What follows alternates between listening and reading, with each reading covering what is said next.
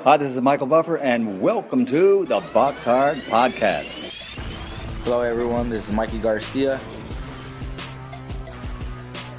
Yo, it's your boy, the odd guy himself, Malik King Scotty. Hi, I'm Charlie Edwards. This is Fast Eddie Chambers, and you're listening to the BoxHard Podcast with my main man, Joey Coastman. Hello everybody and welcome to episode 102 of the BoxHard Podcast. I'm your host Joey Coastman. I'm joined as ever by Mr. Ayaz Sumra. Ayaz, how you doing? I'm good, Joey. How are you? Very good, my friend. Very good. Right, episode 102. There's quite a bit to review. We will be doing, of course, the review in part one, and we will be speaking to our first guest, a man who's involved in a heavyweight clash, a rematch as well, on the Joshua versus Pulev undercard. Also, in part two, the funny name fighter segment will be returning, and also we will do the latest news. There's quite a bit of news, and of course the preview part before welcoming our second and final guest. That will be the show today. You probably knew that already though if you've listened before. Right, we're going to dive straight into the review, and we're going to start with a card that happened in Spain. It was just one fight really to mention. It was at the Polideportivo Vicente Trueba in Torrelavega, Cantabria. One fight to mention really on this bill. Sergio Martinez actually promoted this show. It's his own fighter, and Spain hasn't really got the most kind of best crop of fighters coming through. You think of Spanish fighters, you kind of think of the likes of Kiko Martinez, somebody like that. Well, this man is on the up. It's a man called Sergio Garcia. He's now 25-0 here. He made his opponent retire on his store after 7 rounds. He didn't come out for round 8. His opponent's name was Felice Moncelli. His record now 17-5 with 1 draw. And also Sergio Garcia put on the line his WBC Silver Super Welterweight title, and he retained that successfully. Moving over now to the Convention Center in Tucson, Arizona, USA. We're going to start with the undercard. Well, there wasn't too much on the undercard. There was one fight I think I want to mention. Oscar Valdez, 22-0, put his WBO World Featherweight title on the line against Genesis Servania. Now, we didn't really know too much about Servania. We knew he was obviously from the Philippines. He had a nice, 100% perfect record, 29-0 going into the fight. 2 undefeated fighters. Valdez actually tasted the canvas in round 4. And then, he did really well, to be honest, to get up and come out in round 5 and put his opponent down. So impressive stuff there from Oscar Valdez. But what I will say, Oscar Valdez has got a beautiful and spiteful left hook, but Valdez, he seems to walk away with his left hand down, and twice in that 4th round he was put down. The first time he got back up, and to his credit, he jumped straight back up. He didn't really seem hurt by it in the slightest, but then again, about 10 seconds later, he did the exact same thing. He just walks away with his left hand down. He was open to the right hook over the top. But yeah, on the on the flip side of that, in the 5th round, he came out in a kind of seek and destroy like mentality, and a huge left hook dropped the Filipino on his face in round 5. He got back up. He was on shaky legs, and he took a bit of a hammering, but still he stood there. He survived the round, and he just showed his toughness. So that guy there, Genesis Servania, very tough guy. It was an exciting fight to a certain degree. It was non-stop action. Both guys, were in deep water early pretty much, and they didn't really seem to be phased in possibly visiting the canvas again either, man. They really, they were fighting aggressively, not really worrying about what would be coming back, despite, as I said, they're touching the canvas. Both fighters were winging in big shots in the fight, some of them just missing, just whistling past either man's chin. But no, it was a really good fight for me, and the rightful winner was Oscar Valdez. Now, Oscar Valdez extends his record to 23-0. It was a unanimous decision over 12 rounds. And Genesis Servania, he put up a very good effort, but Unfortunately, it wasn't to be for him. He goes back to the drawing board now, 29-1, his first career blemish. Top of that bill, Gilberto Ramirez, 35-0, put his WBO World Super Middleweight title on the line against Jesse Hart. Now, Jesse Hart, we had him on the show a few weeks ago. Good talker, nice guy, all in all. And it was an intriguing fight going in. We knew that Gilberto Ramirez was, a very good fighter, very hard to beat fighter, not always the most eye-catching fighter. So what I will say, in the first round, Hart landed a very good shot. Ramirez took it well and fired straight back, whilst Hart was too slow bringing his guard back. He seemed like I think it was a good shot. I'm sure it was in the first or second round. He landed a really good shot, Hart. But I think it was the second round. It was the second round, yeah. It was when he got dropped, actually. So that was in round 2. He threw a really good shot, Hart. And like I say, when he brought his hands back, he was just too slow bringing his hands back. And he got caught and dropped. And his legs, they really betrayed him badly. Like, he got back up. And I actually thought the referee would probably stop it. I think the referee was quite lenient there, to be honest. And also, right after that, as soon as he got back up, Ramirez jumped on him straight away. But Hart showed some grit. He wasn't really tying Gilberto Ramirez up like he should have been, and he got through that second round there. Now, the third round was a close round. I actually edged that one to Hart. Ramirez landed a real big low blow as well during the fight. I think it may have been round 4. Jesse Hart really should have took a little bit longer. He had a little bit of a break. I think the referee gave him a few seconds, but really I think he should have took a little bit longer, seeing as he'd been down not too long before that. The thing about Ramirez as well, he was feinting a lot when he was doing that. It's a really effective role in his game, in my opinion. And again, Jesse Hart with his low guard, he kept being open for shots over the top, kept eating big power punches. And when Hart did keep a high guard, Ramirez was able to break it up with ease and land big hooks around the back of the guard too.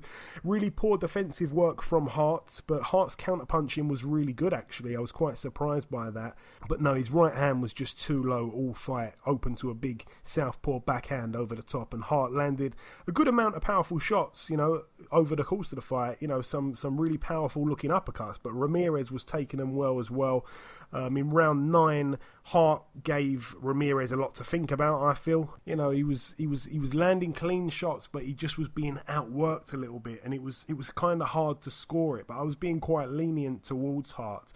I think the 11th round was a really good round for Hart as well. He seemed to continually land big shots on Ramirez, who for the first time in that fight actually slowed down dramatically. And I actually thought the 12th round was going to be a really big round in terms of how the fight could go. I wasn't too sure who was winning it at that stage, because at that point I had it very close. And the 12th round was obviously a really important round. Both guys went to war for the last 3 minutes as well. That made it really exciting. Both men really, it was the way that fights should be like. A world title fight like that, a man challenging a proper champion. That's what we want to see. We want to see both men give it their all, leave nothing outside the ring, leave it all in the ring. And I actually had the last round going to I kind of had it going to Hart, but then Ramirez fought back. So for me, I actually ended up giving that a 10-10. So on my scorecard, it was 1-1-4, 1-1-4. So I actually had that fight a draw. Obviously, the scorecards were read out in the end, and it was a unanimous decision win for Gilberto Ramirez. His record now 36-0. Jesse Hart now 22-1. So for me, on my card anyway, that knockdown really played a big part. It was a close fight though, and I can't really remember how the judges had it, but I'm sure it was quite close. I think that the knockdown played a part in it as well for them.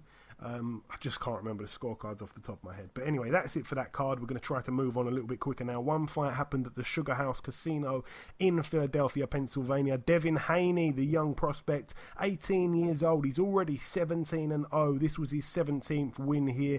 He picked up a unanimous decision over 8 rounds against Enrique Tinoco. Good win there for Devin Haney. Very exciting young man. We've been raving about him for quite a while now. He's only been a pro for something like 21 months. He's already had like 18 fights. So amazing stuff there from Devin Haney. Moving over now to Belarus. One fight to mention over there at the Palace of Culture in Borisov. Sergei Rabchenko, 28-2. He's now 29-2. He picked up a TKO in round 2 against Sergei Krapshyla, whose record was 4-18 with 2 draws, now 4-19 with 2 draws. Again, Sergei Rabchenko, a man that used to be involved with Ricky Hatton. I think that the partnerships broke up now, but we've got to mention that, of course. Now moving over to the Manchester Arena, formerly the MEN, Manchester Lancashire United Kingdom. We're going to start with the undercard. It wasn't a great undercard. Of course, it was free to stream on YouTube, which I did. Peter McDonough, 27-28 with 1 draw going in, took on Shane Singleton, 23-2 with 1 draw.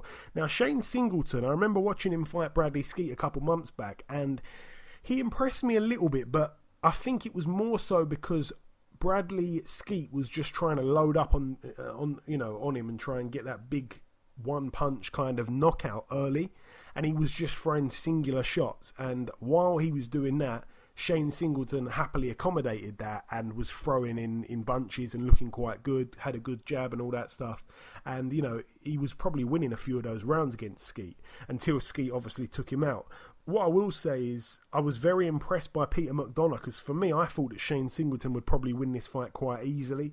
So it was a really impressive win over 10 rounds there. That's a points win for Peter McDonough. His record now 28-28 with 1 draw. And Shane Singleton, that's a big loss. I'm not quite sure where he goes from here. His record now 23-3 with 1 draw.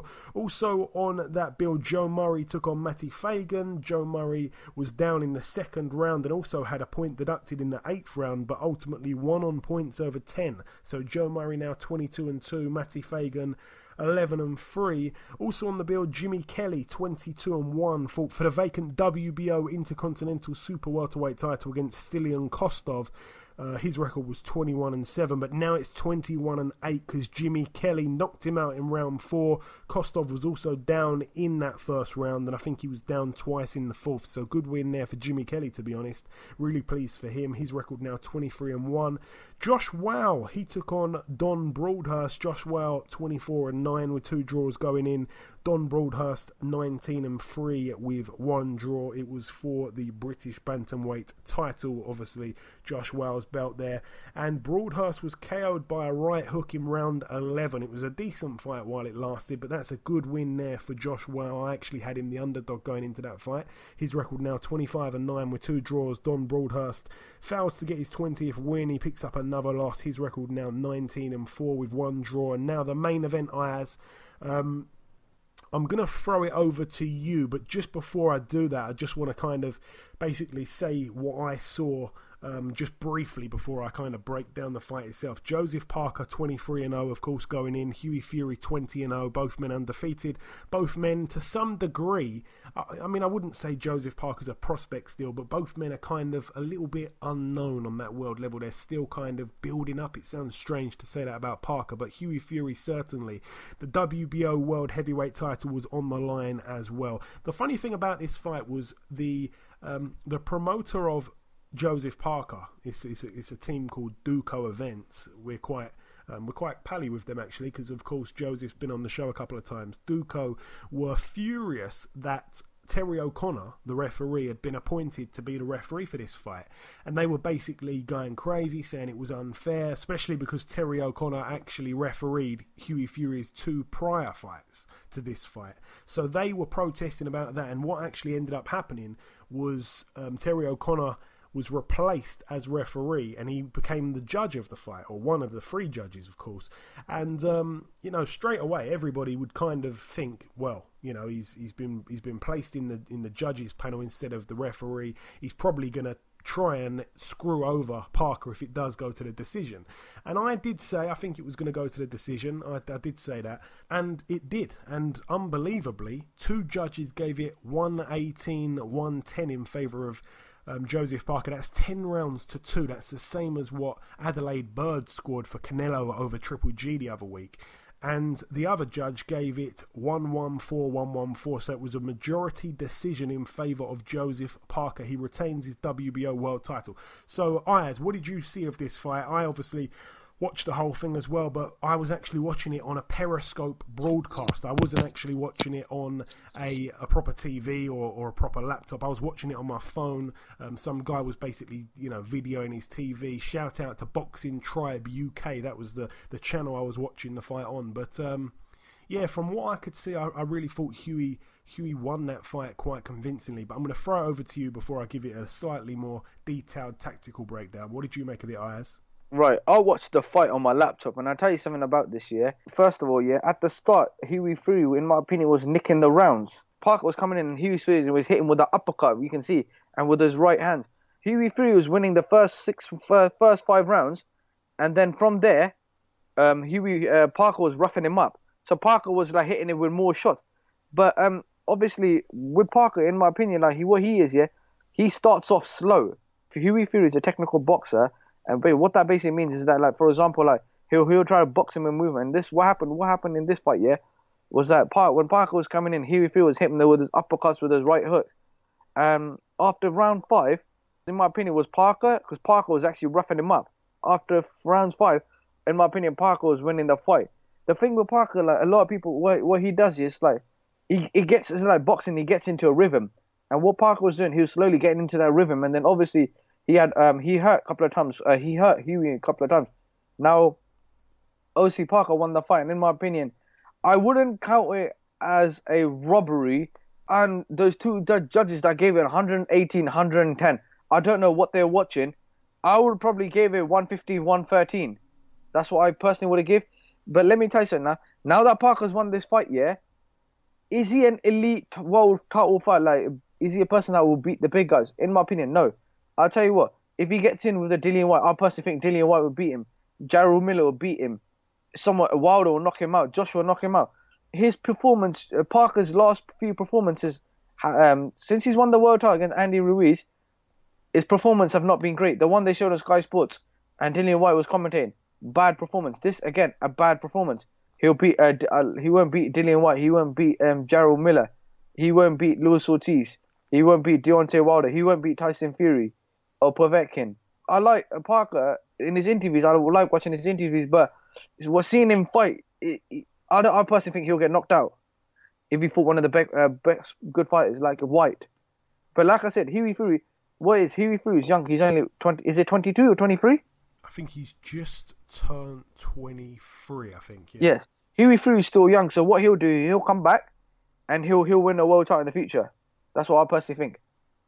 Yeah, I mean, the way I saw the fight, again, as I said, I was watching it on my phone from someone else's TV, and the person I was watching it, you know, on their channel. The person was kind of a Hughie Fury fan. He's an Irish fella, but from what I could see, and, you know, granted, it wasn't the best picture, but I just saw Hughie winning that fight. I mean, you know, as you said there, he was boxing and moving. He was boxing off the back foot. It was effective. You know, he was using his range and distance well. And remember, I actually picked Joseph Parker to win on points on the Prediction League last week.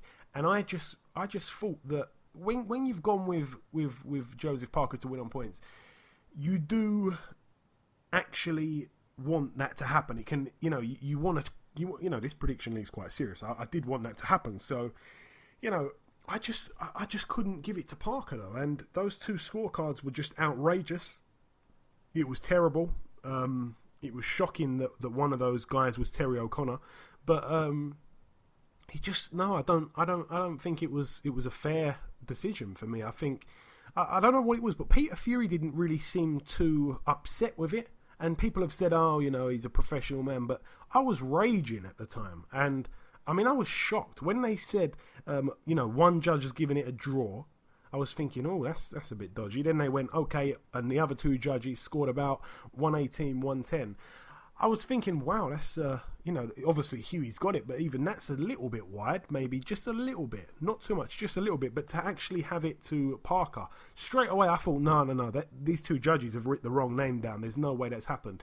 You know, Hughie was countering him pretty much the whole fight.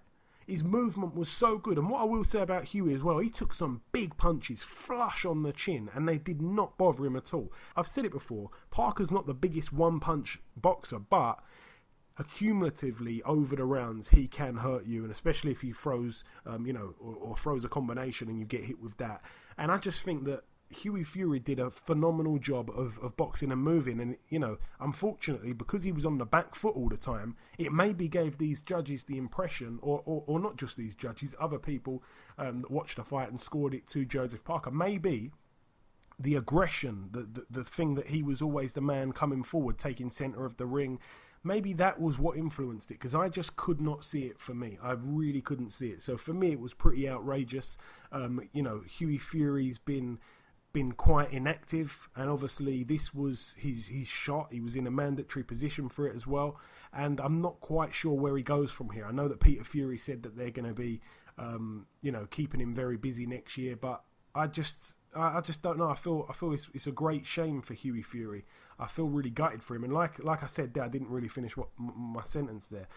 People saying, I was saying Peter Fury's not. He didn't seem to be too upset by it, and people are saying, well, he's professional. I understand that, and I'm not Hughie Fury's dad, but I was raging, and everybody was raging. Tyson Fury was raging. I don't know. Maybe Hughie could have thrown some more right hands, but I think he did enough to win clearly in my book. But that's it for that fight anyway. Of course, Joseph Parker retains his heavyweight title. Shocking or not, you decide. His record now 24-0. Hughie Fury 20-1. One fight that we missed out, actually, I just remembered now, we missed out a fight on the Gilberto Ramirez and Jesse Hart card. Michael Conlan, he proceeded to 4-0. He had his man down in round 2 and knocked him out in round 2. That's a TKO victory for Conlan. His opponent, by the way, was Kenny Guzman. He was also unbeaten in 3 fights. His record now 3-1. 2 seconds before the right hook finishing punch, Teddy Atlas, the commentator, actually said that Conlan doesn't have much power.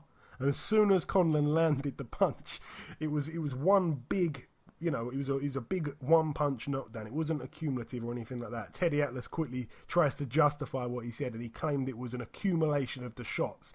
Give it a rest, Teddy. It was a big shot. It was a big knockdown. Credit to the opponent. He got back up, and the referee somewhat prematurely waved it off, but it was one-way traffic through that second round. The opponent was starting to get busted up. It was getting a little bit uncomfortable, a little bit one-sided. But Teddy Atlas, boy oh boy, where are you?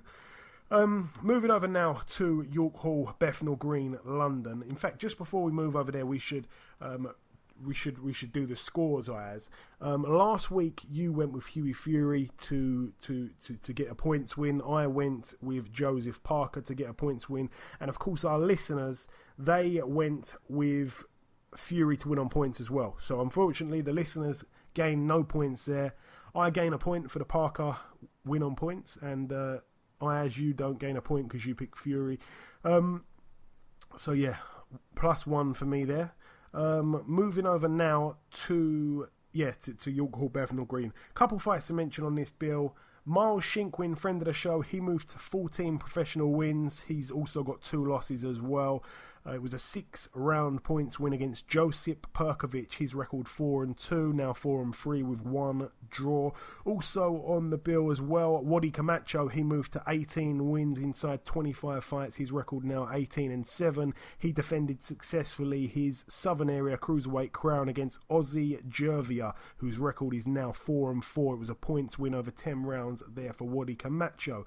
Moving over now to one fight that massively went under the radar. It was quite surprising. I didn't even know it was happening. It was over in Hungary, in Budapest, at the Budapest Fight Centre. Controversial flyweight character Prince Patel, his record 4-0 with 1 draw. He took on a man called Christian Horvath, whose record was 0-10. Now, I've got no idea why Prince Patel was even fighting in Hungary. I just saw it and thought, hang on a minute, what's that? Is there a different Prince Patel? No, I don't know what's going on there, but again, he picks up a knockout in the first round, so a decent win there for Prince Patel, but again, his opponent didn't really come to offer too much, and I didn't see the fight at all. It was very hard to find that one. Moving over now to the Forum in Inglewood, California, USA. Obviously, the Jorge Linares and Luke Campbell card. The undercard really wasn't up to much. What I will say, Luke Campbell's father passed away a couple of weeks before the fight, and he didn't mention it to nobody. I don't even think Eddie Hearn knew. He just really wanted to try and focus on what was ahead of him, and he didn't want Linares' camp to find that out, to think it could be some kind of weakness in his game. Credit to Luke Campbell for getting in there and showing grit. It was a really good fight for me. This is the way I saw it, though, in my honest opinion. And again, this is one where I picked Linares to win on points. That's what happened, so I gain a point there. As you went with Linares on points as well, so you gain a point there. And the listeners went with Linares by knockout. So unfortunately, this week, the listeners haven't picked up any points. They've missed 2 opportunities, 0 points. As you've picked up a point from 2 opportunities, and myself, I've picked up 2 points from 2 opportunities. So it's been a good week for my predictions. In the Linares fight, for me, Linares kept fighting very well in the second half of pretty much every round. So he was doing that kind of clever, experienced moves there to try to steal a round on the scorecards. He was always trying to finish the round really well and steal it. And that's a very experienced thing to do. Obviously, we know that probably the best at that is Arthur Abraham. Obviously, Campbell was put down in the second round, a decent knockdown. It didn't seem to be too hurt, but he was cut as well. It really looked like he was out of his depth, to be honest. Credit to him though, he got up after that second round knockdown, and he fought really, really well for me. I actually had him winning a number of the rounds. He seemed to just, I don't know, he seemed to just get into his groove. It was like that knockdown woke him up a little bit. But no, he had an awful start to the fight, and for me, the actual knockdown was a big point of the fight, a big factor in the fight, I should say. And I actually had it 1-1-4 to 1-1-3 to Linares at the end of the fight. So again, if that knockdown wasn't there, and even if Linares still won that round 10-9, I would have had the fight a draw. But for me, the rightful winner was Linares. I know that Victor Lachlan was over there, and he actually gave his scorecard in. I think it was 1-1-5 to 1-1-3 for Luke Campbell. I think that's a little bit too generous there, to be honest. I couldn't really see Luke Campbell nicking it, and I was trying to be quite fair with him, really. A split decision win ultimately over 12 rounds for Jorge Linares. His record now 43-3. Luke Campbell now 17-2. What I will say though is, in a strange way, I mean, he was really good, Linares, like he has been recently. He seems to be, a brilliant fighter once again, despite going through a few sticky patches a few years back.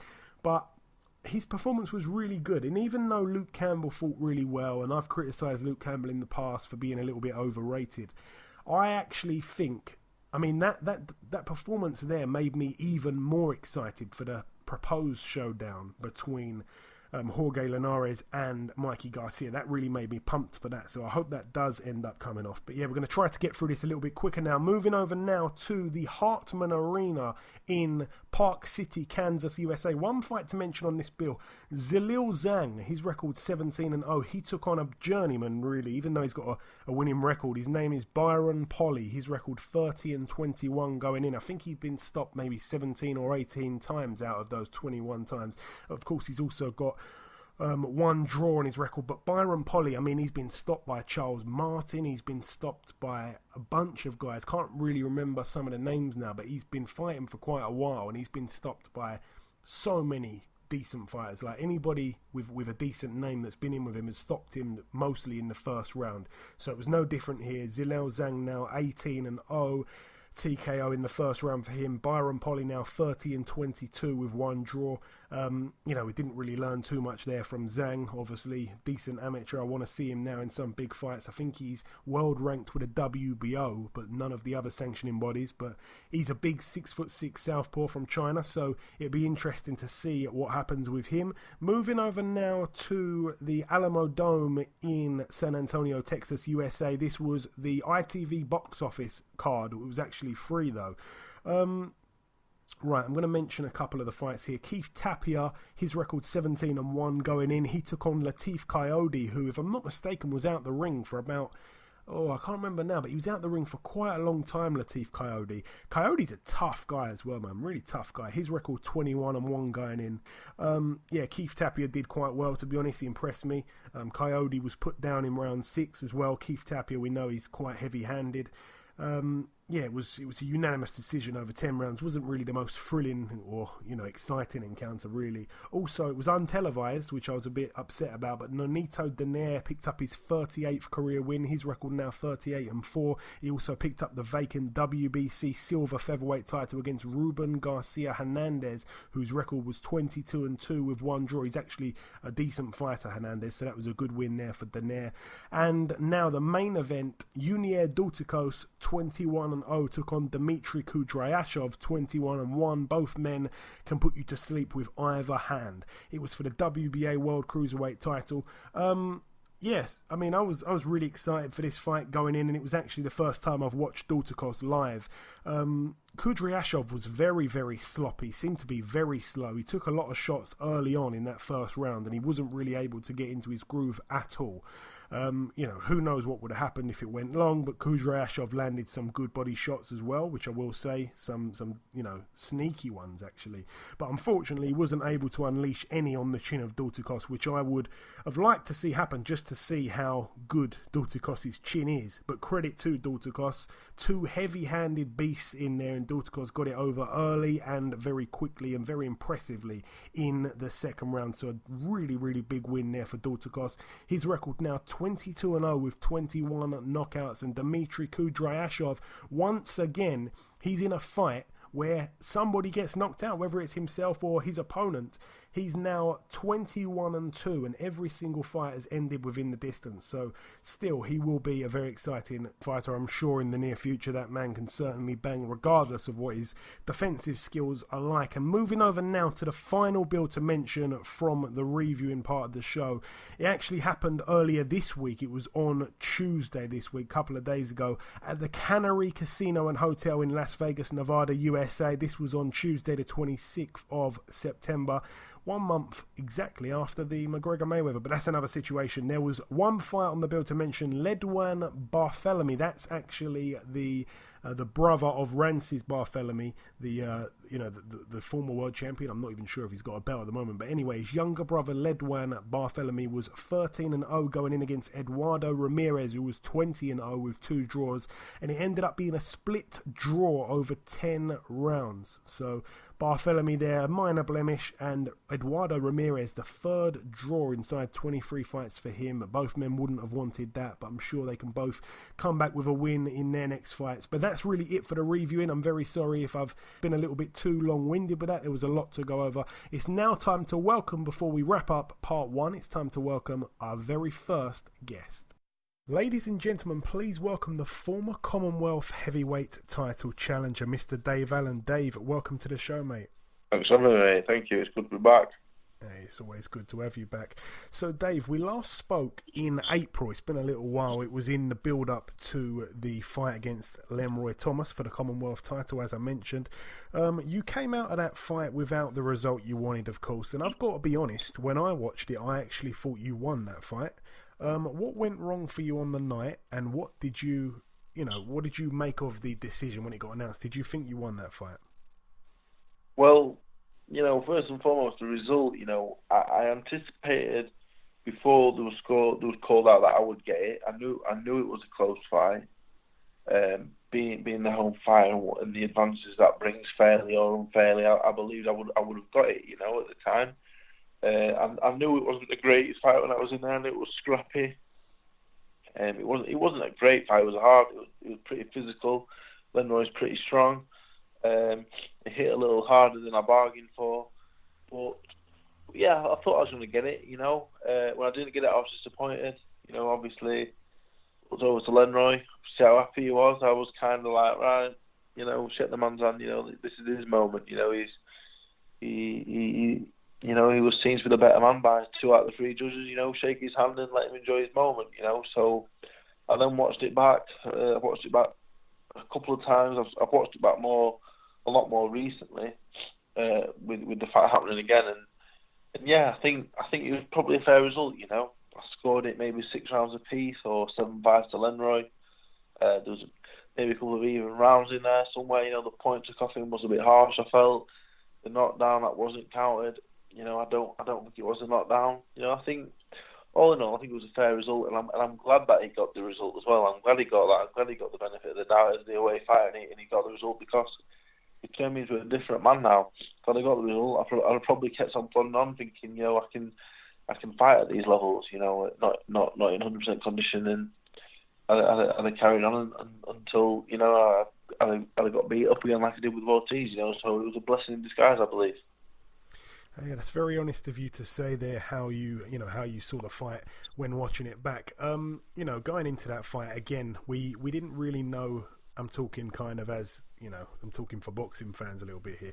We didn't really know too much about the guy, and automatically having a connection with you, I kind of had him down as the bad guy. I didn't want him to win, and only when we kind of heard from him after the fight, he seemed like a really nice guy. But boxing wise, did you underestimate him a little bit, do you think? Because I know you were very confident going in.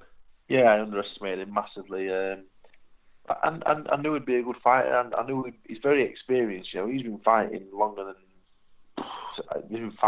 as I've been alive. He's very experienced, had a lot of amateur fights. He's been in all the camps sparring. I've been in a few camps sparring. He's been in them all himself. He's been in more so because he's older. But I knew he'd be a good fighter. I knew he'd be defensively sound. With all the sparring in all these camps, you become a very sound defensive fighter because, if you get put on your back too many times, you don't get asked back. So you learn how to look after yourself. I knew that.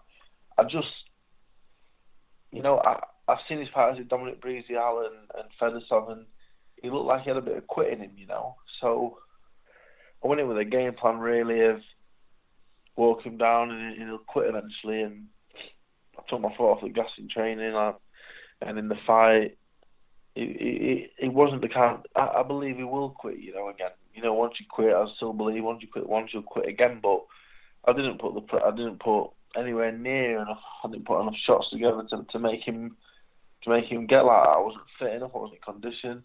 It was a terrible performance. I think that's. I put in a few bad performances in my career already, but I believe that was by far the worst. On the biggest stage as well. It was.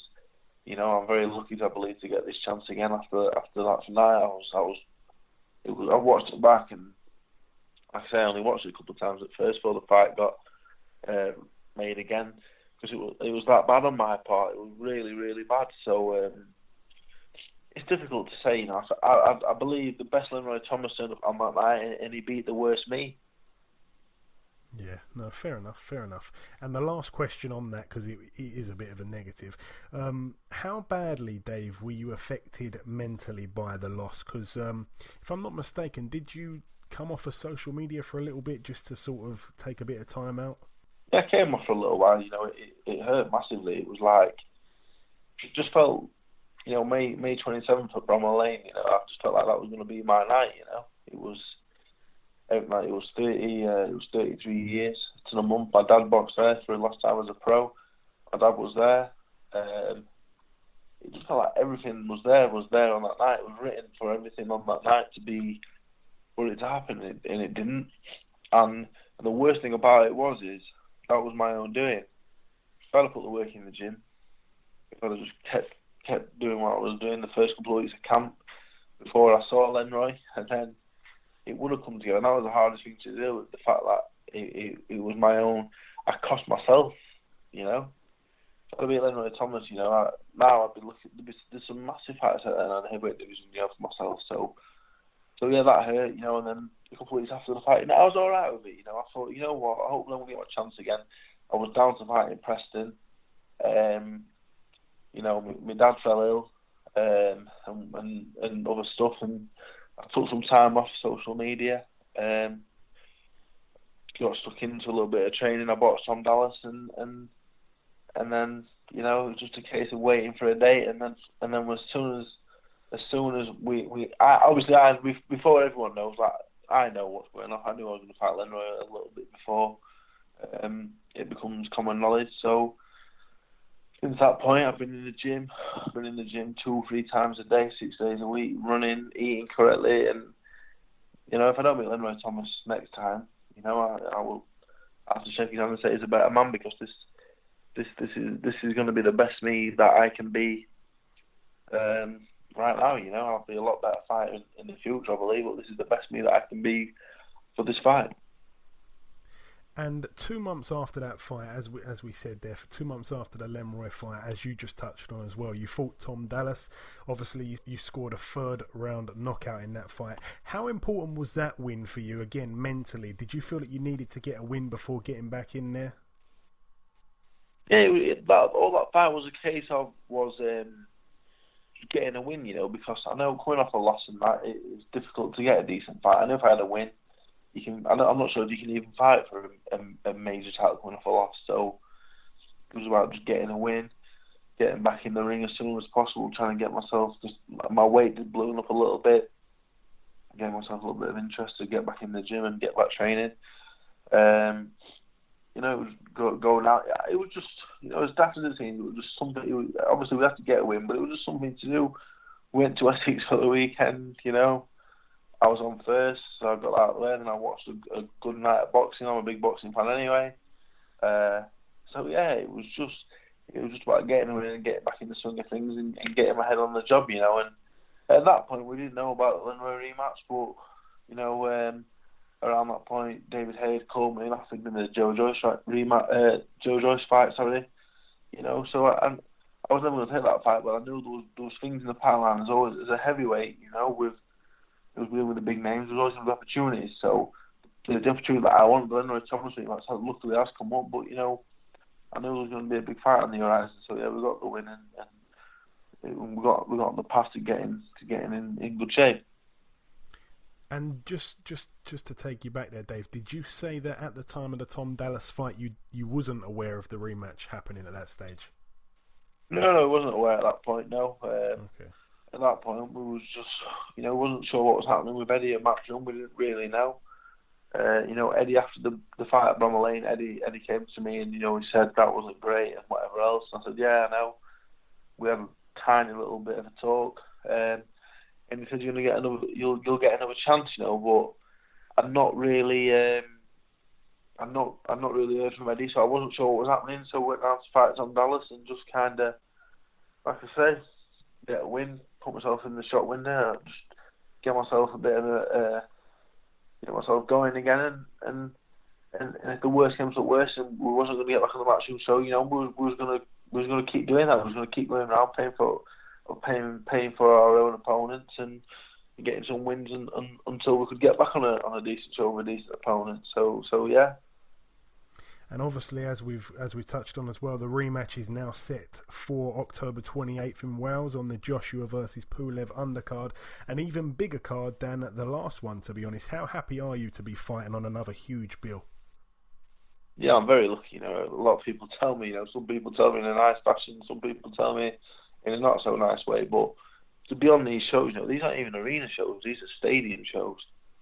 And does my ability warrant a position on these shows, from what I've shown in the ring so far? Probably not, but here we are anyway. And it's my job this time to take this chance and take it with both hands and put on a good performance, impress, beat Lenroy up, stop him, win the Commonwealth title and show that I am worthy of being on these kind of shows and set up some big fights and maintain my place on these kind of shows, on these undercards, on these anti-suggestion undercards, in these stadiums, I know that it's there, I know the ability is there, so that's what it's all about, This is my last chance, I don't perform against Lenroy, it's a long way back. I won't stop boxing. If I lose against Lenroy, it's either Dubois or Joe Joyce probably next, and if I beat Lenroy, as daft as it seems, there's probably easier fights on the horizon for more money. It's crazy how boxing works, but here we are. And the recent photos I've seen of yourself, Dave, you look like you're in the best shape I've seen you in. And, of course, we're still a couple of weeks away from the fight anyway. Without giving too much away, what can you do differently in this fight? And what have you done differently in the build-up to get in that good shape that you're in? I think the main two things have been the work on the road, the running, the track work, all that kind of stuff. Running is very important. I didn't really like running because it's hard work, isn't it? So didn't do any of that. The running, the circuits in the gym, I do them with flyweights and bantamweights and welterweights and light middleweights, and it's hard. But just all round fitness and conditioning this time. Last time I was really hitting the pads, just really hitting the pads, doing a little bit of sparring. And the mad thing is, when I boxed Lewison Ortiz and I did my tongue, I couldn't talk for a couple of weeks. I couldn't eat for even longer, and I couldn't spar for the fight in Hull with the Polish plumber for the David Howe fight. I'm not sure that I actually sparred before the fights because of my tongue. So, leading on to the Lenroy fight, I think I only sparred 20 rounds in 6 months before the Lenroy fight. You know, there's no excuses made at all. You know, I was very poor, and I don't put it down to one factor. I put it down to all these factors added together. You know, mainly through fault of my own, but I was only sparring 20 rounds in 6 months before the Lenroy fight. I wasn't sharp. My timing was off. You know, I was missing by a mile. I was and whatever else. But you know, for this fight, I'm starting to spar 3 times a week now. And I think that's a massive key as well as the all-round fitness and conditioning work on the track in the gym with the circuits, and I think also vitally as important, equally as important as all them things, is my diet. My diet has changed massively, and I think that's the key. I think that them 3 things there, you know, them 3 things now have been corrected, and I think they're the difference between winning and losing. Yeah, we certainly hope those things are the key. The last question on this fight before I move on to a couple of other interesting kind of matchups in the heavyweight division. Sometimes I ask fighters for predictions, Dave, and sometimes they tell us, sometimes they don't. I know that you're a very honest man, sometimes a little bit too honest for your own good, but instead of asking you for a prediction, I'd rather ask you, how sure are you that you can avenge this defeat and become Commonwealth champion on October 28th? If you had to put a percentage on it, where would you be with that? No, nothing in life is definite, but I would say I'm 100% confident. You know, people say 110. I'm weird because I don't believe in anything over 100. You know, 100%. I used to be a supply maths teacher at times, so if I say anything more than 100, the kids would laugh at me. But I'm just massively confident. You know, and I'm but more so confident in just the fact that, you know, if Lenroy beats me again or whatever else, you know, that's it. I can. The reason why last time bothered me so much is because he beat me and it wasn't the best me. You know, Dylan White beat me. I wasn't in great condition. I didn't have time to prepare. The same with Ortiz, even more so. But on them 2 nights, I knew at that point in time I lost two men that were just better than me at that point. You know, the new 2 ones was too experienced. They were too good for me. Lenroy Thomas, I believe I lost.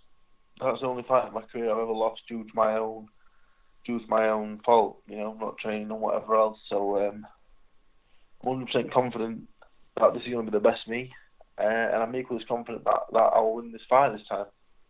Excellent. I'm happy, very, very happy to hear you say that. Now, moving on to a couple of other things. Hughie Fury versus Joseph Parker. It happened on the weekend, of course. If I'm not mistaken, you're one of the minority that thought that that Joseph Parker was the rightful winner. Am I wrong, or did you go with Parker? Yeah, I thought Parker won the fight. Yeah. Okay. Anything you want to add to that at all? I just don't think.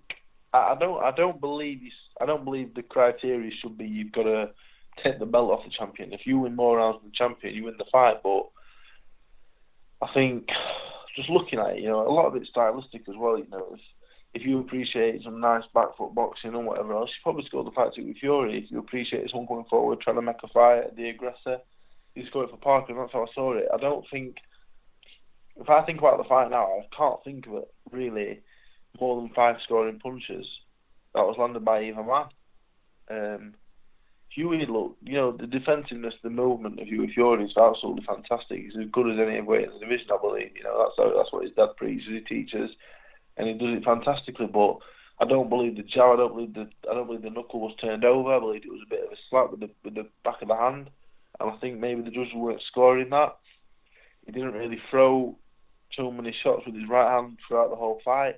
And I think 118-110 was unfair because that makes it look like a one-sided fight. But at the same time, the rounds were really hard to score because at times there wasn't a scoring punch landed by either fighter in the round. So he was the aggressor in that case. I'm not sure. I just thought Joe Parker just looked the busier, you know. And in rounds where there's not a scoring punch landed, I don't know. Do you give it to him? I don't know. That was the way. That was my criteria for scoring a fight. So that's the way I would have to have gone.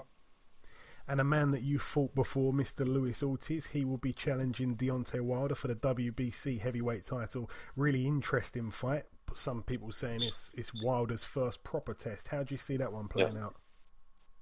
I think Luis Ortiz is the most experienced, best boxer in the heavyweight division. His judging of distance, his shot selection, is fantastic.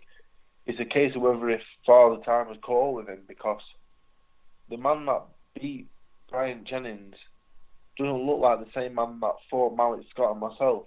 Now, whether that's Malik Scott being fantastically defensive and just being super negative, and the fact that I'm a bit better than people think, I'm quite smart defensively after the years of sparring the best heavyweights around and having a pretty decent chin. Whether we made him look bad, I'm not sure, but it depends if Father Time's caught with him. The Luis Ortiz that beat Bryant Jennings, even though I'm lacking saying maybe the same man that fought me in Malik Scott, I don't know, but on that performance, you would think he's gonna get Luis Ortiz. For me, is too good to be in a 12-round fight and not hit the other man. And Deontay Wilder for me is very suspect around the chin. His punch distance is very suspect. So I've got to edge towards Luis Ortiz because I think he's going to be too clever for Wilder. I don't think Wilder's got the punch distance, to hold these shots and stand up to him. I see it as a very 3 or 4 round fight. I think Luis Ortiz may be a little bit vulnerable himself when he gets hit. So age is definitely not on his side. When I was throwing the shots, he was a bit wary. I don't know. I would edge towards an Ortiz stoppage, but a Wilder knockout wouldn't be the most surprising thing in the world because I think he's a devastating puncher. Yeah, certainly an intriguing one, but hopefully some questions are answered on that part. And also the main event for the card that you're fighting on, Joshua versus Pulev. Now, a lot of people are unhappy about the fight happening. I'm actually one of the small amount of people that think it's actually a decent fight. Well, in my opinion anyway. Pulev won't be one of these guys that kind of believe in Joshua's hype. I don't think he's going to respect him too much before the first bell. How do you see that one playing out, Dave, or is it a complete easy win for Joshua? I think it's a good fight as well. I think Pulev is a very experienced man. He's a very strong man. He's very tough. I know everyone's just looking at the Klitschko fight and seeing how Klitschko dealt with him. I think Pulev, he hurt Klitschko with a jab in the first minute of the fight, and I think Klitschko felt his strength, and Klitschko went on the attack and he caught him with the left hook. That one shot, I don't believe in lucky shots, but if that shot, without that shot, that fight was a totally different man. I think Pulev's possibly a top 5 man in the division, apart from Joshua,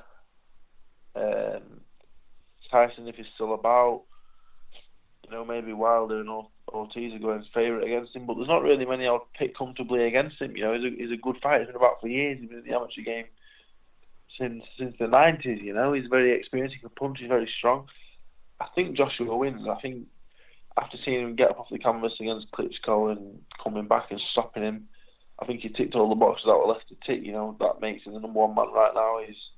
He can punch. He's fast. He showed he's got the bottle. He showed he can take a punch. He did go down, but it was a cracking shot and he got back up. He showed he can do the 12 rounds. He showed a lot in that fight. So for me, he's the 1 man right now. But I think Pulev, really for me, is as good a test as he's going to get right now. Ortiz maybe punches harder than Pulev, but is he as strong and as tough as Pulev? I'm not sure. Wilder hits harder, but again, is he as strong and tough? Parker, is he as experienced and is he as good as Pulev? I'm not sure. So I think it's a good fight. I think it's a perfect fight for Joshua right now. I think it's one that he should win if he's on his game, but it's one that he's definitely got to be wary of and take very seriously. Yeah, I think Pulev's got a fantastic jab as well, and Vladimir Klitschko, I tell you about that, within the first few seconds he felt that. And finally, Dave, a man that we had on our show a couple of weeks back, a man that you've been heavily linked with for the better part of a year now, really, Ian Lewison. He takes on Joyce the week before your fight. I know that you know both men very well. How do you see that one playing out? It's a tough ask for Ian. I sparred with Joe a lot over the years, and he's very fit. He's just relentless, But if there was one heavyweight out there that is dangerous early, it's Ian Lewison. I think it's a ridiculous fight that they took for Joe this early. I know he's 31, 32, but there's still no massive rush. You can still get 2 or 3 fights in a short space of time and then fight Ian Lewison if that's what you want to do. I think Joe, Joe has to go in as a favourite, but Ian's very experienced. He's very tough. It's not like he's a big puncher that's vulnerable himself. He's very tough himself. Joe is not the biggest puncher in the world. He's just relentless. He will just keep going all night. But Ian, if Ian doesn't get a draw out there in 2 or 3 rounds, I see Joe stopping Ian late. Just with sheer work rate and just landing all the punches. Ian's the biggest puncher in the world. But if you keep getting hit, water keeps hitting the stone, the stone eventually will break, and so Ian's going to come. I think he's going to come in light and sharp, light and sharp, not so he can do the 10, 12 rounds, just so he can stick that shot on early. Joe is a slow starter. He has been down and stopped in the amateurs early, so it's not a fight I'd rule Ian out of. I'd never ever rule Ian out of a fight if he's fit. Ian fit and ready is dangerous for any heavyweight in the world, I believe. Look at him against Hoffman in the prize fighter. It would have been the biggest surprise if it would have get shot there, really. But if I have to make a decision, if I have to make a choice, you'd have to say Joe. You have to say Joe would probably stop Ian late. That'd be my final call on it. But yeah, I think it's mad matchmaking. I said I was offered the fight first. We didn't take it. I've got a few more options in Ian, luckily. And then I went on to ask Ian. Obviously David Hayes very confident with him, but we'll see. If he beats Ian, where's he go from there? Stepping up for me, and there's going to be no easy fights. No, not at all. But certainly one I'll be watching anyway. Finally, Dave, anything that you want to add at all before we let you go? I just want to say, anyone that's listening, who supports me, thank you very much. Crazy, we're here. I'm back in Cardiff fighting Lenroy again because, it's what the majority of the people have wanted, and so yeah, just thank you very much for everyone supporting me, and yeah, that's it. So thank you everyone. Thank you to yourself as well for having me back on. It's my pleasure, mate. Listen, Dave, it's always a pleasure speaking with you. You know that. Best of luck for the 28th of October. We will be pulling for you. Thank you for your time, and we'll catch up sometime after you avenge that loss and capture that classy piece of silverware, my friend. Nice one, mate. Thank you very much. Okay, now it's time for part 2 on this week's show. This part, of course, the preview part. But before we get into that, we're going to go over to Ayaz with the latest boxing news. And then we're also going to jump into the returning funny name fighter segment, which has been away for a little while, so we're going to be returning with that. But firstly, Ayaz, bring in the latest news, please. Boxing legend Jake LaMotta has died. Yes, it's a very sad loss, but unlike some of the other losses that we've had in boxing on this show, we've talked about many of them, it was one that was imminent a little bit. I don't want to, I want to be quite careful what I'm saying, but, he lived to be 95 years old, which is just unbelievable. I mean, we'd all love to live that long. I guess he probably lived the life outside the ring, but no, what a fantastic fighter in his heyday. He brought us so many amazing fights, and for a long, long time, he was, everybody talked about him. He's the oldest surviving world champion for a long time. Like everybody was saying, there's no boxer that was currently alive that was as old as him or anywhere near that age. So credit to him. His record ended up obviously 83 wins, 19 losses and 4 draws, and along the way he took on so many fantastic fighters. Took on Sugar Ray Robinson as well. That's some people say the best of all time, but no, he shared the ring with many a great fighter, and he was one of those old school guys that just fought every other few weeks. Sometimes I think even a little bit more frequent than that. I'm not going to claim to be a huge historian on him, but of course, remember the film Raging Bull with Robert De Niro? That was based on Jake LaMotta. So yeah, he was a fantastic fighter for the Italian American people as well. So yes, it's a sad loss, but what a life he lived. Andre Ward has retired from boxing. Yes, it's come as a bit of a shock. Of course, after the 2 fights with Kovalev, it was a brilliant way to end your career, I suppose, and retire and walk away, especially stopping Kovalev in that second fight, despite what you thought if the stoppage was early or whatever. But no, for me, it's a great time, but it's tricky, isn't it? Because it's hard to kind of gauge when someone should retire, because usually it gets to the point where you see them in a fight and they get badly bashed up, and you're like, nah.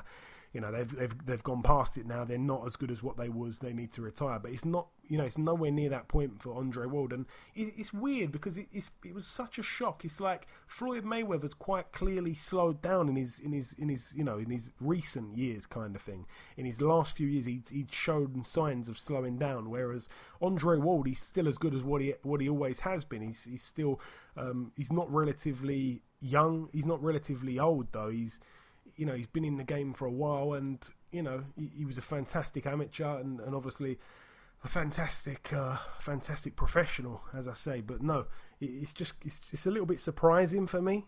I think he had many fights left in him, but for me, my gut feeling, I think he'll probably come back. I think he'll probably come out of retirement. But listen, if he doesn't, then what a fighter he's been. I mean, he's a certain Hall of Famer in my opinion, and he just about fought everybody, really. I mean, the only fight that I would have liked to seen that didn't happen with him in recent years anyway was probably the Gennady Golovkin fight, but they weren't, they were in different weights at the time when everybody was talking about it, so it would have been made at some kind of catch weight, which I'm not really a fan of anyway. But no, phenomenal fighter, and we wish him all the very best in his retirement. But yes, it's opened up the light heavyweight division with him relinquishing his titles.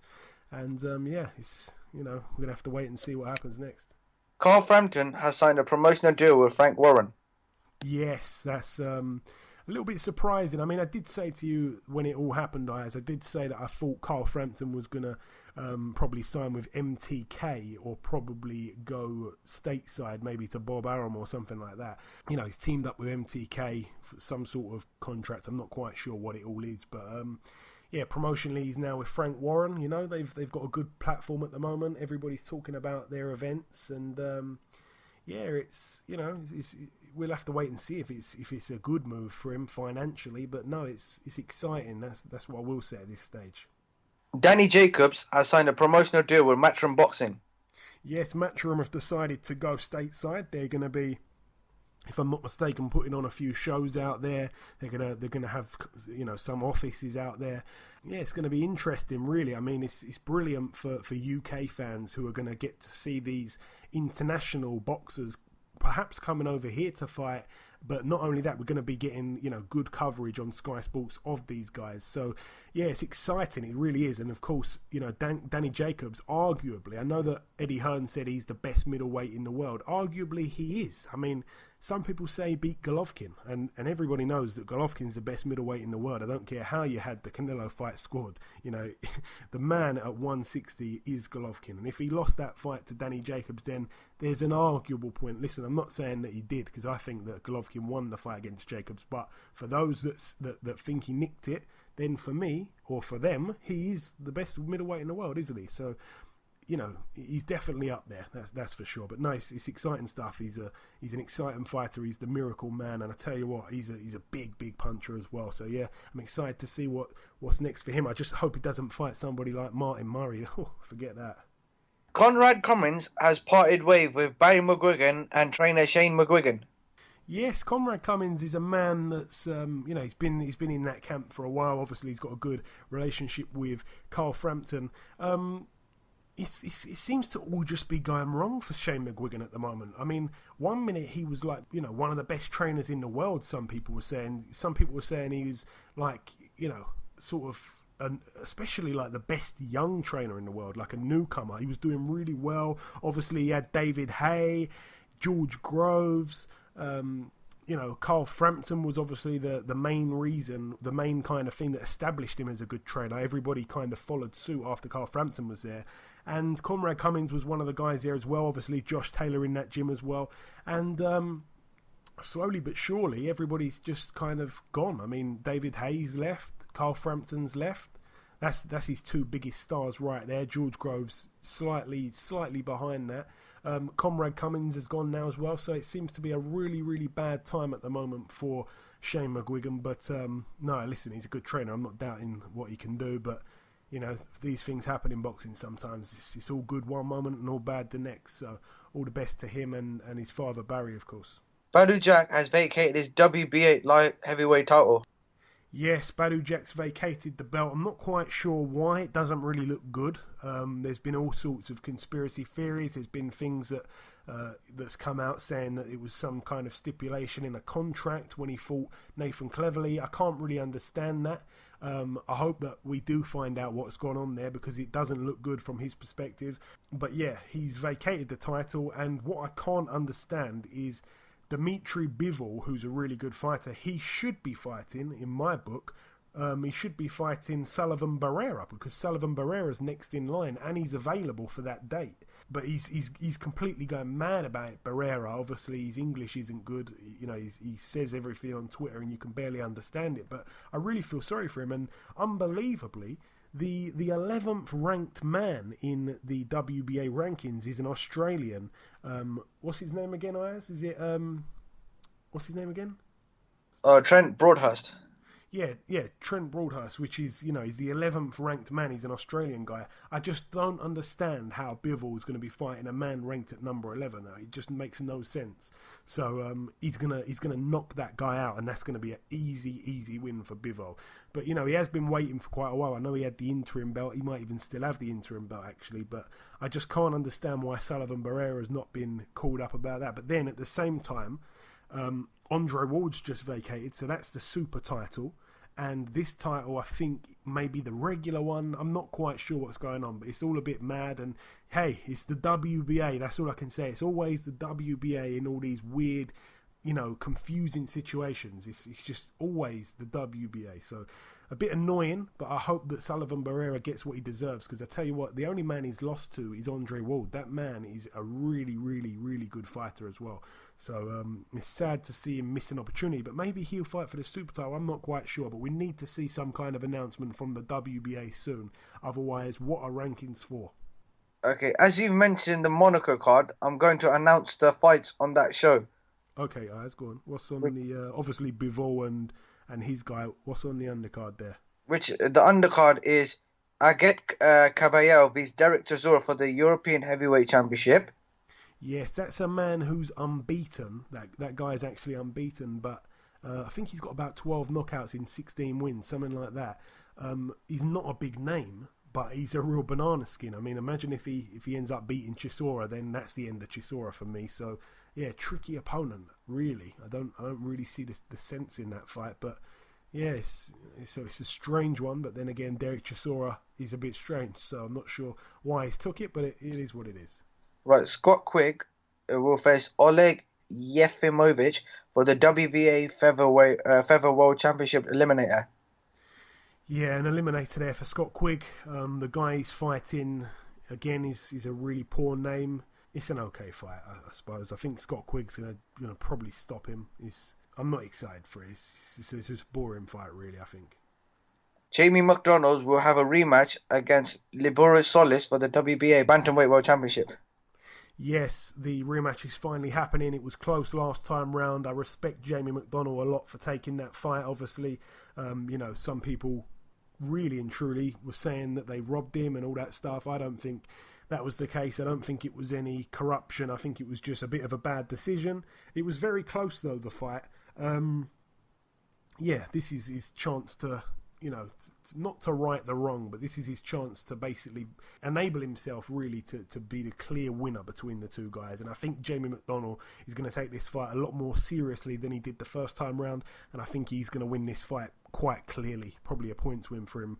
But the whole card itself it's not a brilliant card, but it's a nice place. It's a nice place to box, I suppose. Monte Carlo and Liborio Solis. I'm sure he's going to love his second trip in that place. But ultimately, I think all the Brit boys on that card will probably win quite easy. On the 18th of November on Frampton's undercard, Jamie Conlon will face Joanne Ancajas for the IBF World Super Flyweight Championship. Yes, on the 18th of November, as you said there in Belfast, Frampton returns to the ring. His first fight under promoter Frank Warren. We're not quite sure who he's going to be fighting yet. His opponent will be announced probably in the coming weeks, I'm guessing. But it's good to see him fighting again, of course. The guy that he was going to be fighting before, who slipped in the showers, now fighting Abner Mares, so that fight won't be happening, but it's going to be somebody big, I'd imagine. Also on that bill, as you said, on the undercard, Jamie Conlon fights for the IBF World Super Flyweight title against Jerwin Ancajas. That's a really, really good fight. I'm happy as well that Jamie Conlon can get a big fight here in Belfast, and I'm just pleased for him because he's a good fighter, but I kind of feel that he, to a certain degree, he's been fighting these guys who are decent guys, but they're not like world beaters or anything, and he gets in a proper slugfest with them and he gets really busted up. So, I'm happy that he's getting this fight, but I'm just hoping that he can really fight smartly, because we haven't seen much smart fighting from him, and I think he needs to go to a new level to win this belt here. But no, it's happening on a good stage for him. It's going to be on BT Sports, and I'm pleased for him. I really am, because he's actually a really nice kid, Jamie Conlon. Also on that bill, Ayaz, Zolani Tete will be defending his world title too, and Paddy Barnes is on that bill as well. I don't think there's an opponent set up for Paddy Barnes yet. Is there any more news for us, Ayaz? Finally, Sky Sports have announced 3 international fights that they'll be showing. Right. Yep, tell us. The first one will be Santa Cruz vs Avalos, and on the undercard will be Abner Mares vs Gutierrez.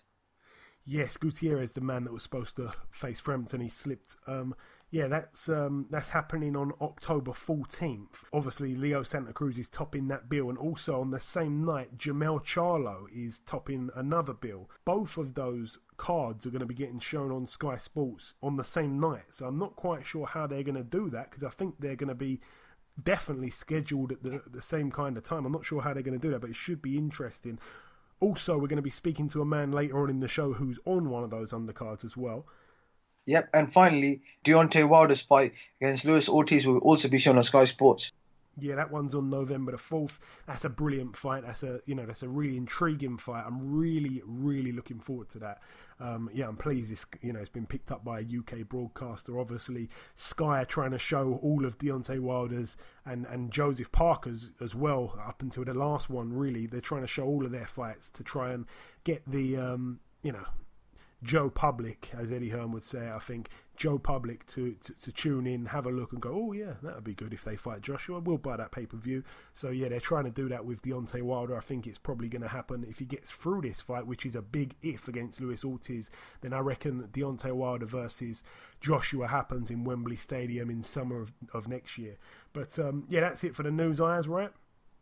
That's it for the news. Okay, moving over now to the funny named fighter segment. We're going to try to fly through this. I'm not going to mention who the funny named fighters are fighting and where they're fighting and all that stuff, but there's a man fighting this week called David Kiss. That's an okay name. It's not the funniest one. His record 1-5 with 1 draw.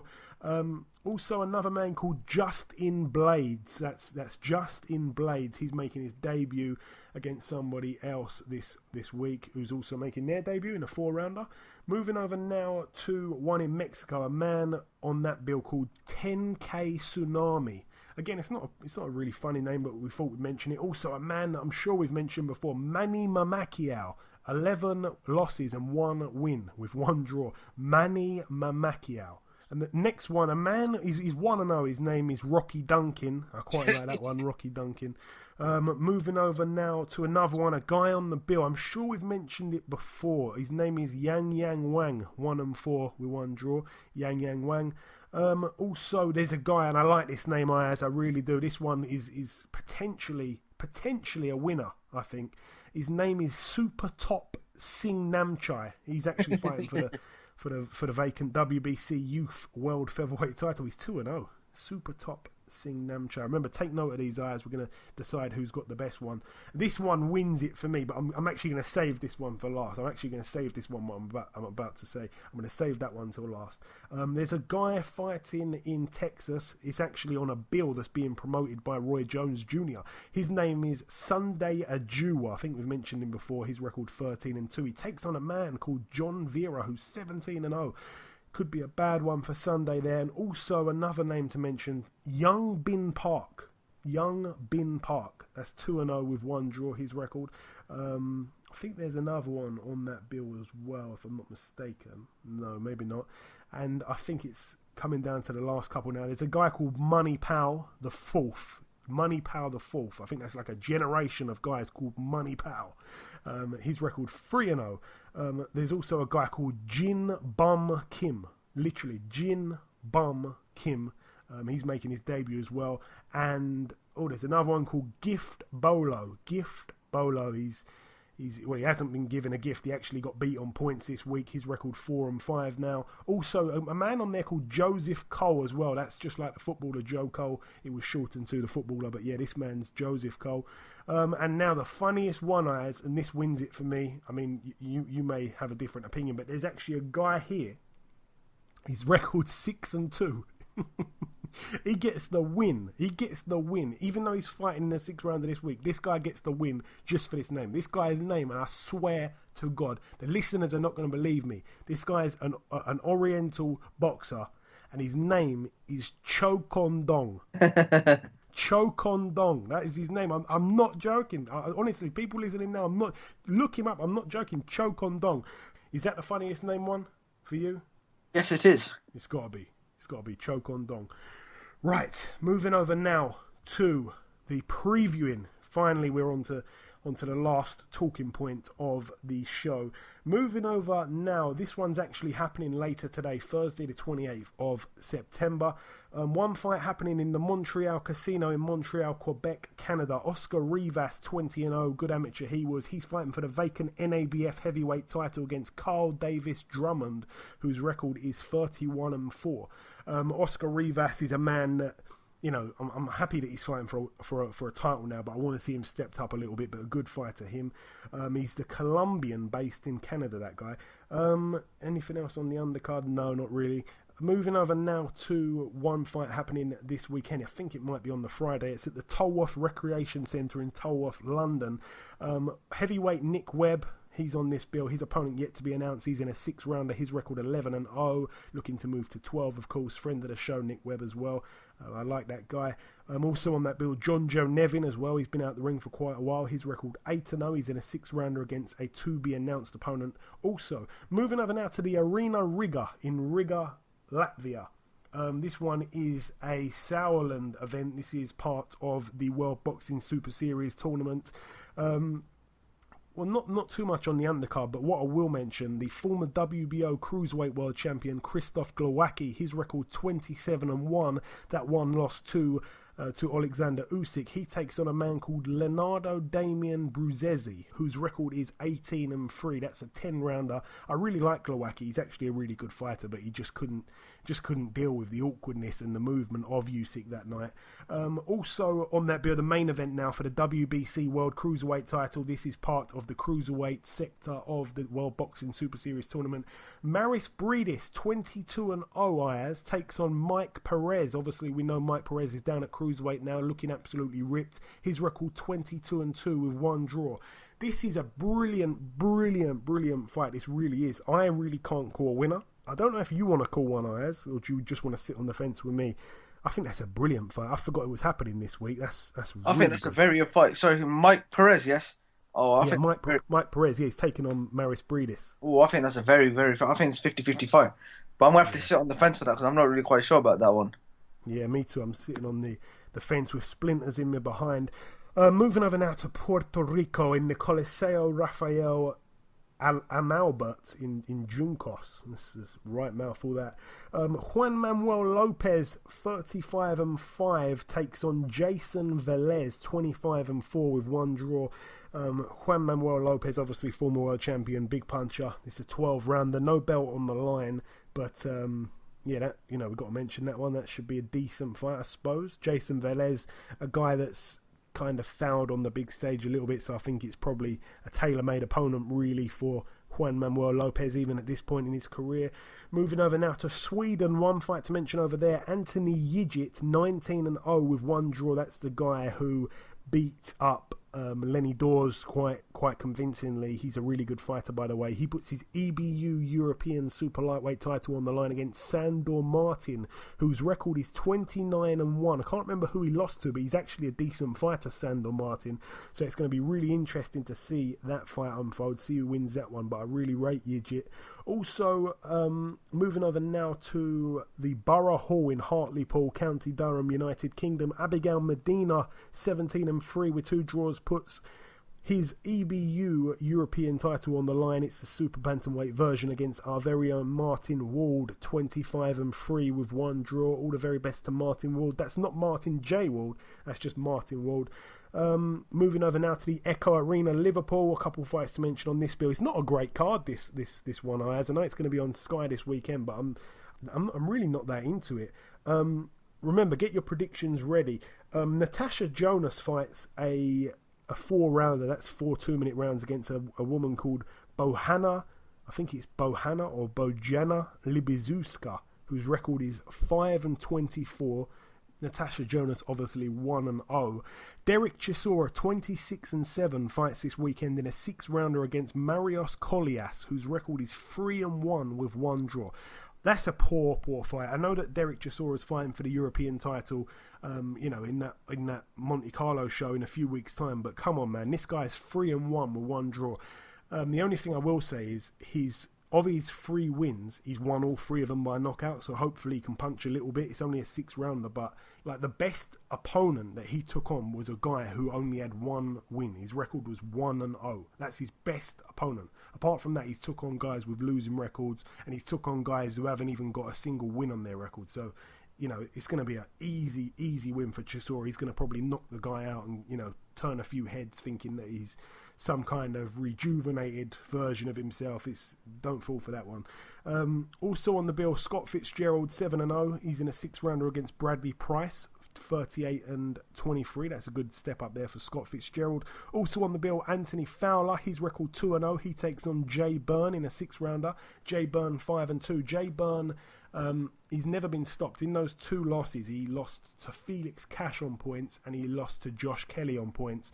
So Anthony Fowler trying to make a little bit of a statement there, I'd imagine. Also on the bill, Tom Farrell, 13-0, takes on O'Hara Davis, 15-1. This one's for the WBA International Super Lightweight title. If I'm not mistaken, that's Tom Farrell's belt.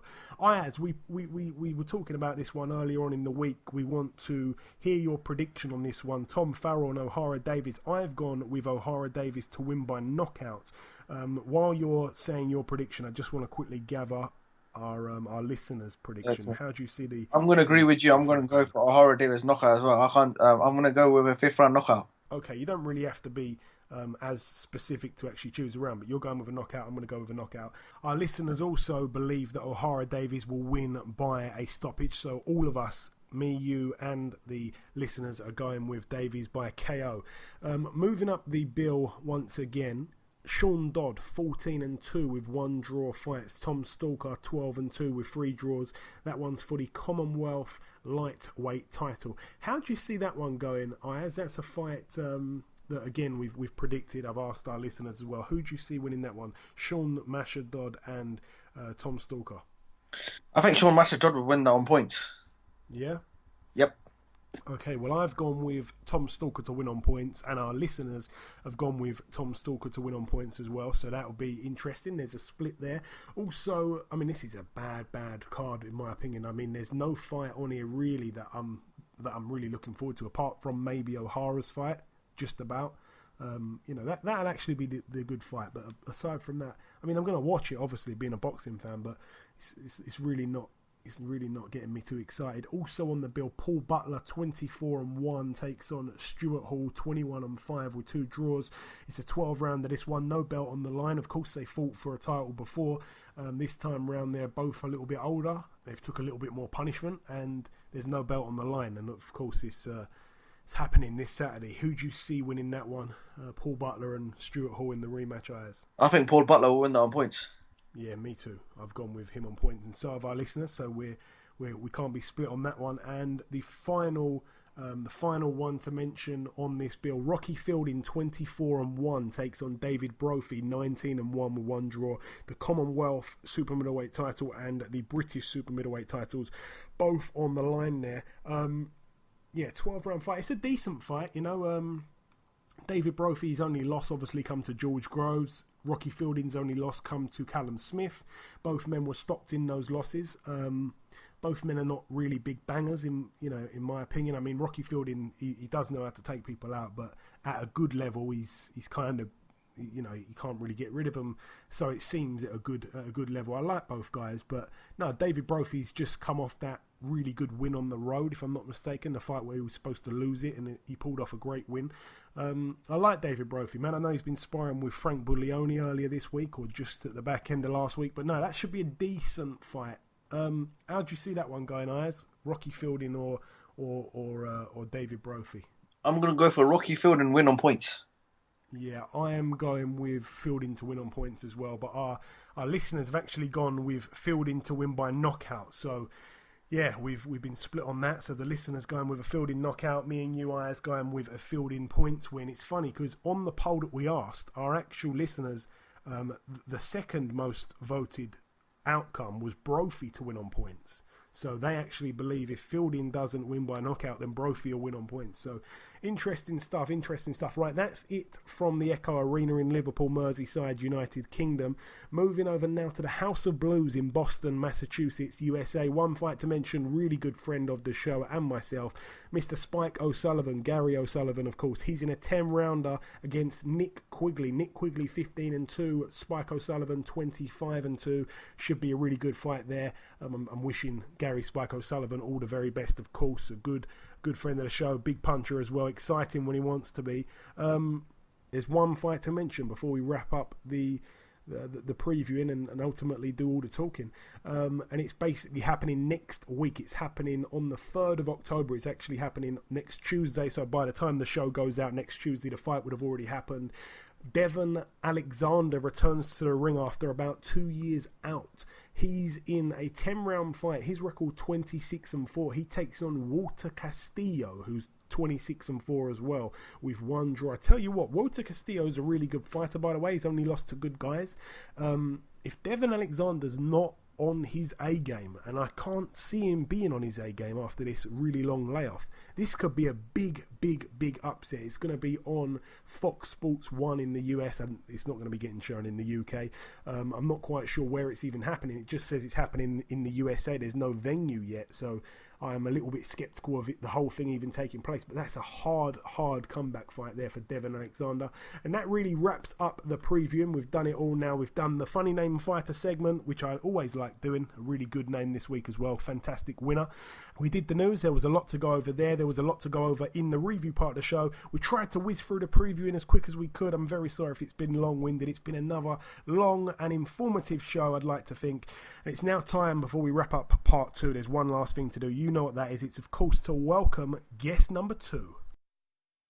Ladies and gentlemen, please welcome the former 2012 U.S. Olympian and unbeaten professional with a record of 20-0. It's, of course, Mr. Terrell Gausha. Terrell, welcome to the show. Thank you for having me, my man.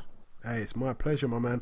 So, Terrell, first things first, it's your debut appearance on this show. I want to ask you, just so our listeners get a bit of a backstory about you, how did you get into boxing in the very first place? If I'm not mistaken, you were 12 when you started to fight, right?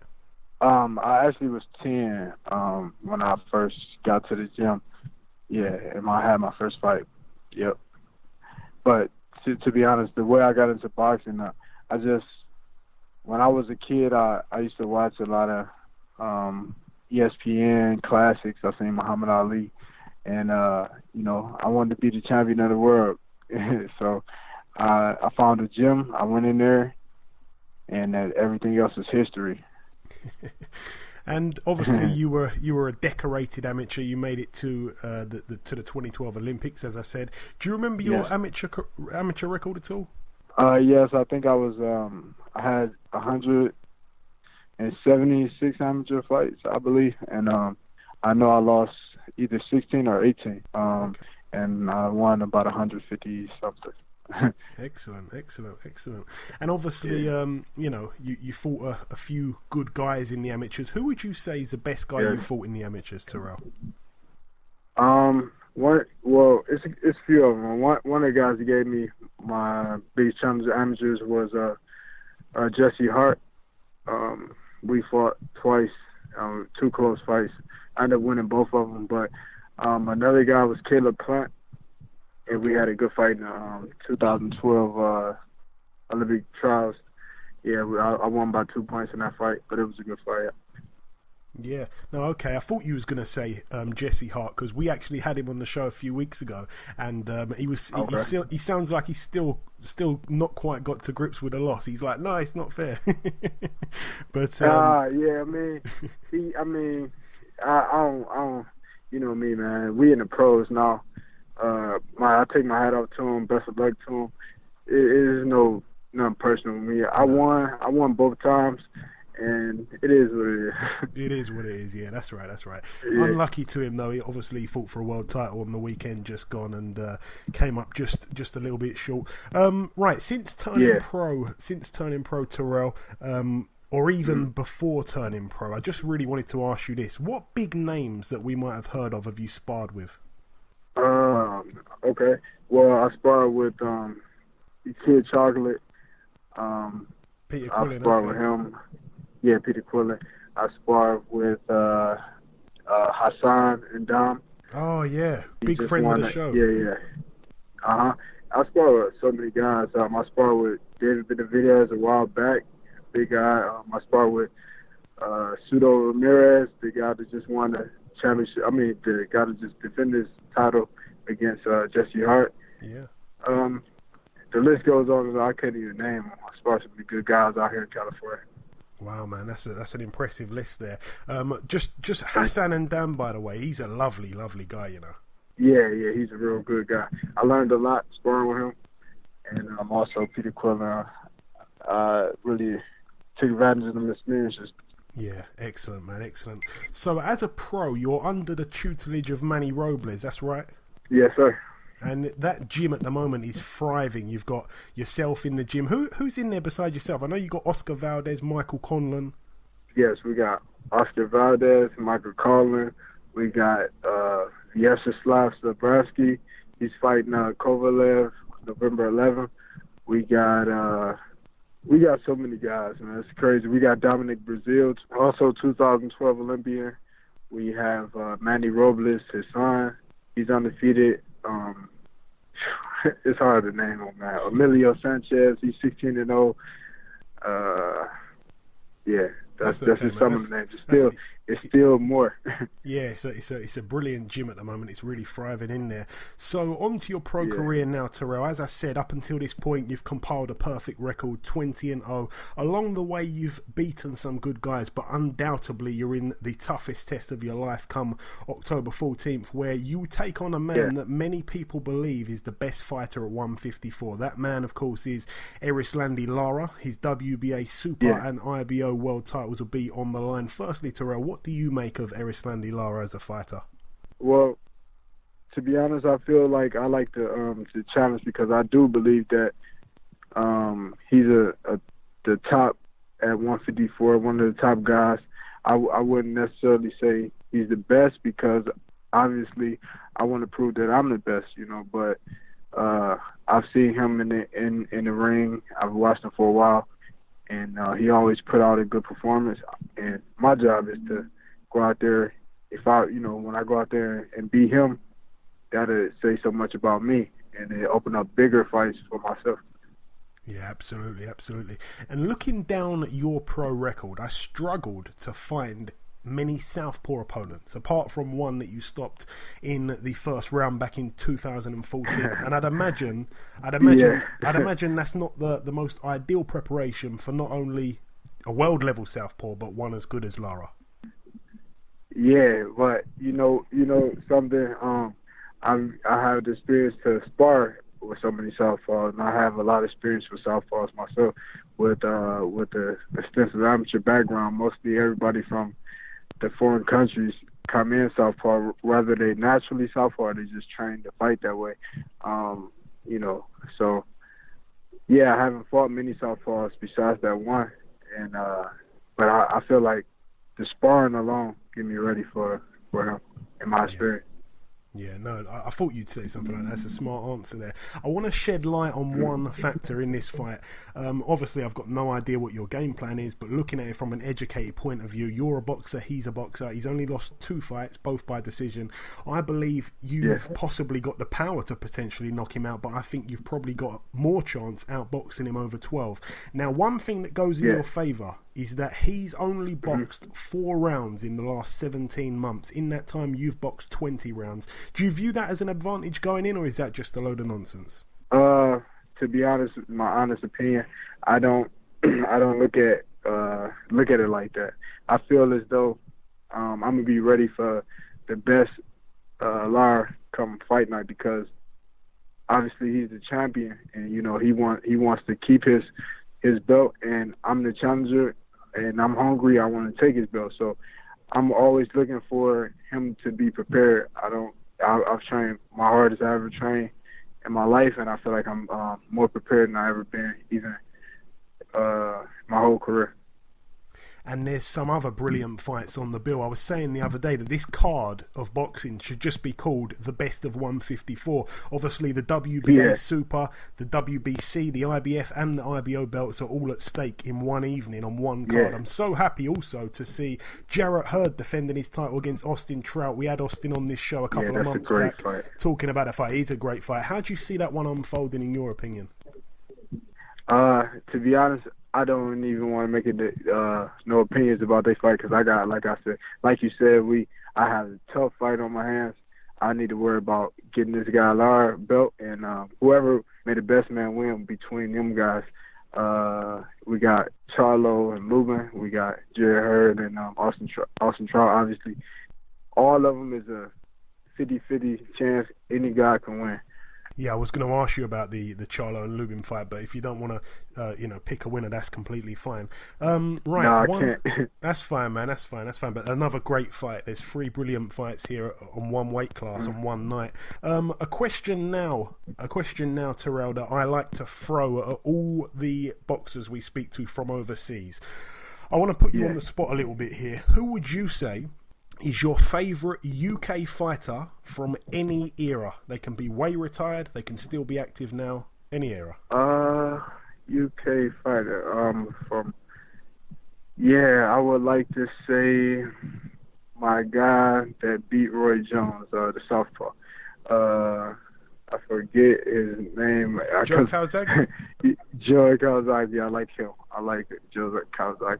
Yeah, that's a popular answer. He's definitely one of our best. Definitely one of our best, man. Right, Terrell, just before I let you go now, I've run out of questions pretty much. Anything that you want to say at all before we let you go to any of your UK fans over here? Obviously, UK fans have got a good reputation, and believe me, they know who you are over here already. For sure. Like, I got a lot UK fans that reach out to me on social media, that's followed me ever since the Olympics. I want to say, I appreciate you guys that's keeping the boxing alive. I'm going to go out there and put on my best performance, and hopefully I get a lot of more UK fans, and I just appreciate you guys for reaching out to me. Absolutely, my friend. Okay, listen, it's been a pleasure interviewing you, Mr. Terrell Gausha. It's been a pleasure. Thank you so much for giving us some of your time, and God willing, next time we speak, I'll be speaking to the new WBA world champion. For sure, my man. Thanks a lot for having me. Okay, and that wraps up episode 102 of the BoxHard Podcast. I've been your host, Joey Coastman. Ayaz Summer has been Ayaz Summer. A big thank you to our 2 guests on this week's show, the heavyweight nice guy Dave Allen and USA's 2012 Olympian and soon-to-be world title challenger, Mr. Terrell Gausha. The prediction league currently stands at 3 points for me, 2 points for Ayaz and 1 point for our listeners. Best of luck with this weekend's picks, though, as there are 4 points at stake. A big thank you, as always, to our listeners that make this show what it is. Without you guys, it would not be worth it. Enjoy your weekends, people, and we'll see you next week.